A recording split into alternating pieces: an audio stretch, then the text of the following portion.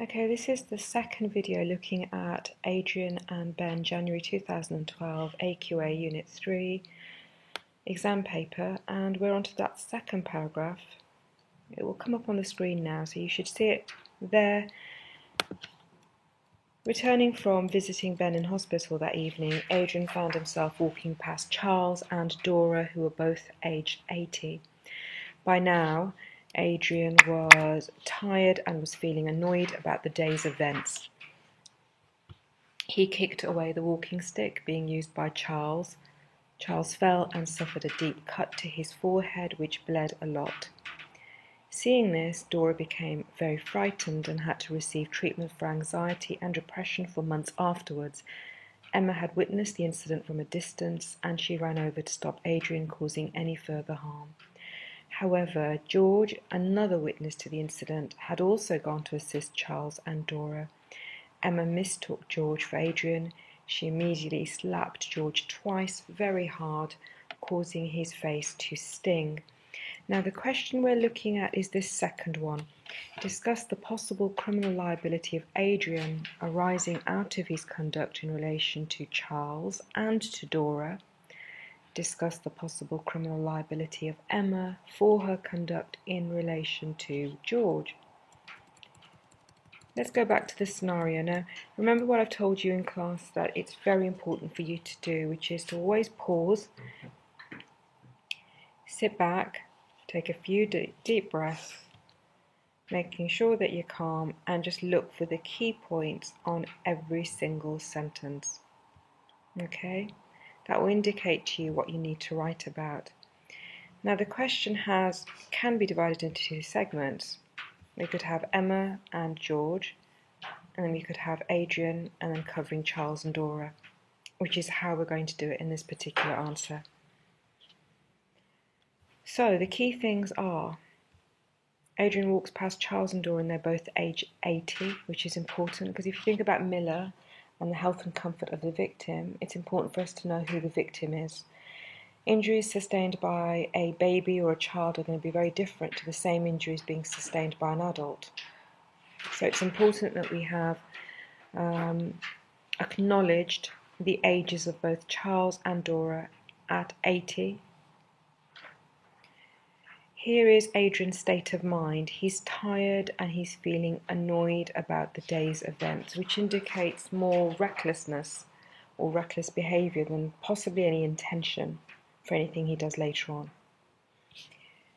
He kicks away the walking stick being used by Charles. Now if he's in an agitated, tired and annoyed state, again, his behaviour may have been reckless. Charles falls and suffers a deep cut to his forehead and he bleeds a lot. So you should be thinking, is this a section 39, is it a section 47, is it a section 20 or a section 18? Seeing what's happened to Charles makes Dora very frightened, and she has to receive treatment for anxiety and depression for months afterwards. Let's just focus on this situation first and we'll come back to Emma later.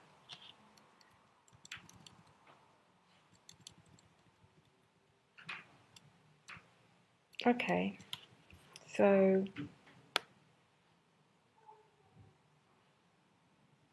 I hope this isn't making your eyes go funny. I'm just scrolling down to the section to do with Adrian and his liability towards Charles and Dora, and we're here. So it's definitely not a section 39. It's definitely not a section 47 because Charles has sustained...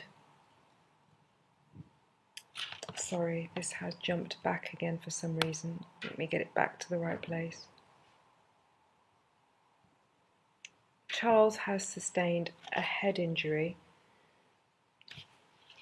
and that head injury has involved a deep cut to his forehead which bled a lot. Now, I'm hoping that you indicated that this seems to be a section 20. Section 20 of the Offences Against the Persons Act 1861. The AR wounding or inflicting GBH. And remember, you always explain what a wound is, cutting through all the layers of the skin, Eisenhower. GBH means really serious injury, as per Saunders. So you make sure that information is in there. We're told that he has a deep cut, so we know we're looking at wounding.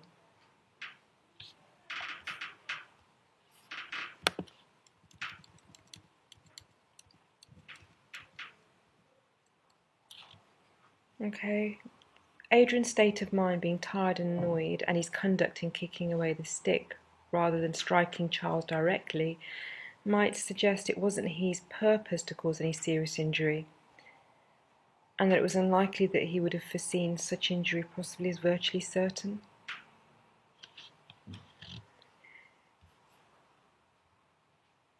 If we did consider Section 18, it's very unlikely that we would be able to successfully prove a Section 18 because of his state of mind.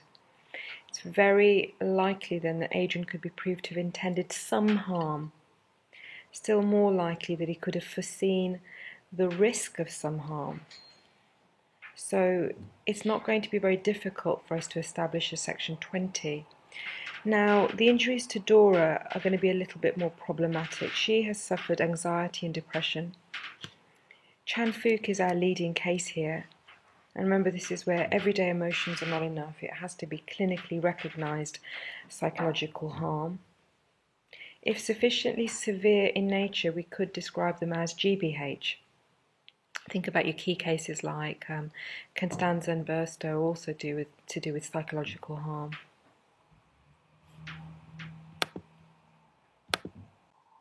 Okay, so if you did consider Section 47, then remember every time you identify an area, you need to give the actus reus and the mens rea of that section. So for a Section 47, there would have had to have been evidence of an assault or battery which causes ABH.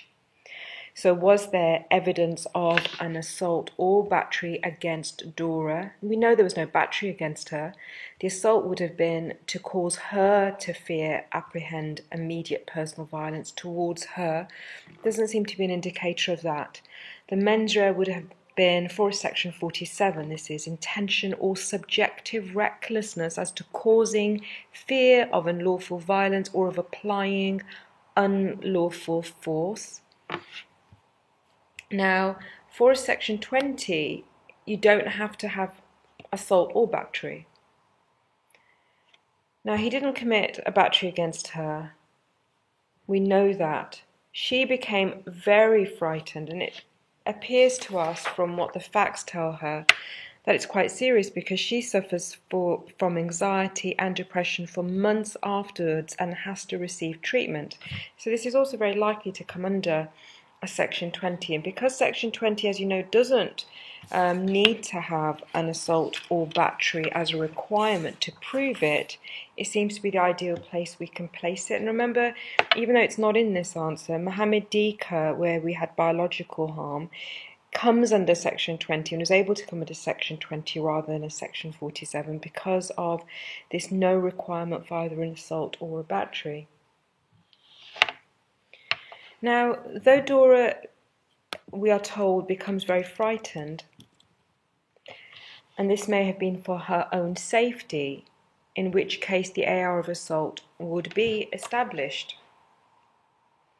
Alternatively, we could consider that her fear may have simply been for Charles, and it may have been a more generalised fear at witnessing a violent incident without necessarily her fearing for her own personal safety. And this is really important, because if that's the case and it was a generalised fear, the AR of an assault could not be established.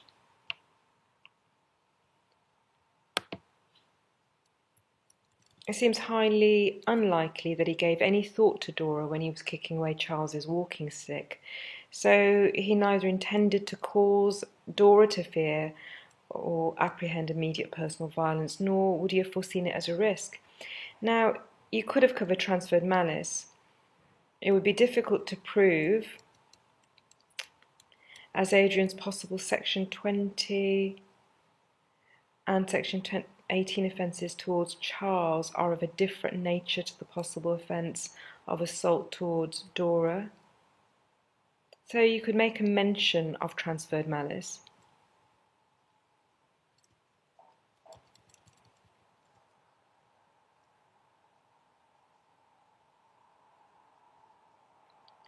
And then causation could be an issue. Did Adrian's conduct cause Dora's severe anxiety and depression? Did his conduct cause that? And even if we assumed a positive answer to this question, the mens rea issue still remains. There's no doubt that Adrian did not intend some harm to Dora by kicking away Charles's walking stick, nor that he would have foreseen the risk of some harm to her in doing so. Now, we're told what state of mind he's in. He seems to be more reckless, and it's directed at Charles. So even so, the risk foreseen by Adrian must have been of physical injury, whilst the injury to Dora is actually psychiatric.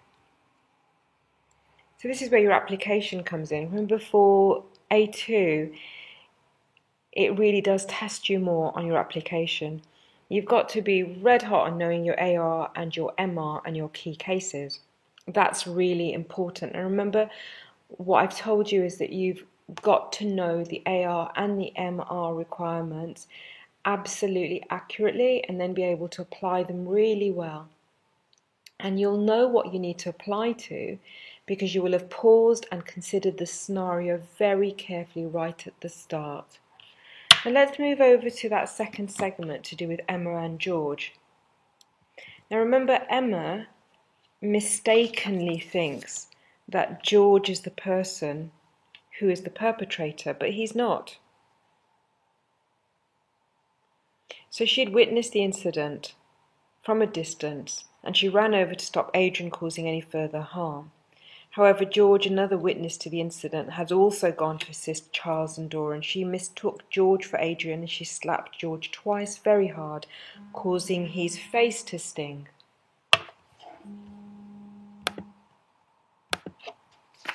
Okay, so we're looking at Emma and self-defense. Now, the offence that she could be charged with is going to be battery if she is charged with an offence. The actus reus of battery is the application of unlawful force. The mens rea of section 39 is either an intention to apply unlawful force or recklessness as to whether unlawful force is applied. And you can check this off in those tables that you have in your booklets, okay, for the precise AR and the MR. So the stinging sensation experienced by George could be ABH, but it's very likely to be seen as something that's more trivial hurt and injury, Chanfuke being your leading case. Now, Emma could successfully plead a defence of self-defence or prevention of crime. Now, the key things are that when pleading this defence, she will be claiming that she has the actus reus and the mens rea of the offence, so namely battery, but she was acting in self-defence. Now, the law does allow a person to use reasonable force in the circumstances to defend themselves or another, to defend property, or even to prevent an offence being committed, or even to effect a lawful arrest. Now, the statutory basis for the defence is in Section 76 of the Criminal Justice and Immigration Act 2008. It is a key requirement that the force that is used must be proportionate to the force being used or threatened. R versus Martin, the Norfolk Farmer case. It's an objective test. The jury will decide if in all the circumstances the force used was reasonable. Any excessive force may render this defence unavailable as per the case of Clegg. Now, this is what the jury or magistrates will take into account. The defendant usually only has a split second to make a decision. The defendant was in some state of anxiety when making the decision. And the defendant may attack first if the attack upon himself or another is imminent. Evidence of an attempt to retreat or to disengage and retreat is desirable, but it's not essential. Key case Bird. And mistake as to the need for force in self-defence has got to be assessed subjectively, and that's the case of Williams and Gladstone. Self-defence is a general defence, so it results in a complete acquittal. And in application, we could say that in reality it was completely unnecessary for Emma to use any force against George, since George was not the person who had injured Charles, and he clearly had no intention of injuring anyone. But she'd made a mistake, and if we apply the rule laid down in Gladstone and Williams, Emma's got to be treated as if the facts were as she honestly believed them to be, so it's a subjective test.